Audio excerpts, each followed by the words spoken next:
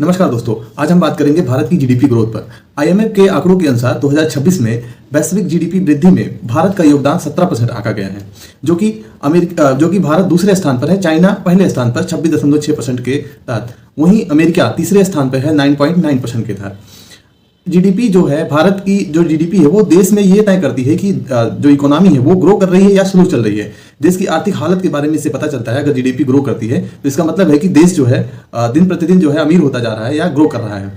GDP किसी भी देश के अंदर एक साल में जो बनने वाली सभी फाइनल गुड्स या सर्विसेज की जो कीमत होती है उसे जीडीपी कहते हैं।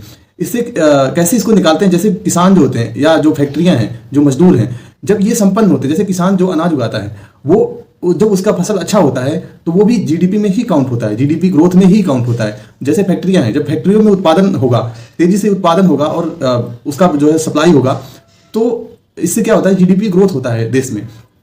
तो भारत और चाइना दोनों वैश्विक वृद्धि में योगदान में इस समय 26.6% लगभग देने वाले हैं पूरे वैश्विक में। ये दर्शाता है कि जो आर्थिक शक्ति संतुलन है वो पश्चिमी देशों से पूर्वी देशों की तरफ खिसक रहा है, क्योंकि जो विकसित देश हैं और जो विकासशील देश हैं, विकासशील देश धीरे दिन प्रतिदिन विकसित देश की तरफ बढ़ रहे हैं। जैसे भारत भी है, 2047 तक भारत का विजन है कि हम विकसित देश बनकर रहेंगे। और योगी सरकार का बहुत बड़ा योगदान होता है। सरकार की नीति और नीयत तय करती है कि देश किस तरफ जाएगा। सरकार ग्रोथ की तरफ ध्यान देगी तो देश ग्रोथ करेगा।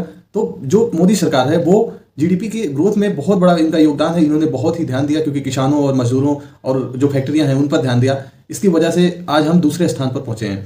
आई होप कि 2047 तक भारत का विजन जो है वो हम पूरा करेंगे, एक विकसित भारत के तौर पर उभरेंगे।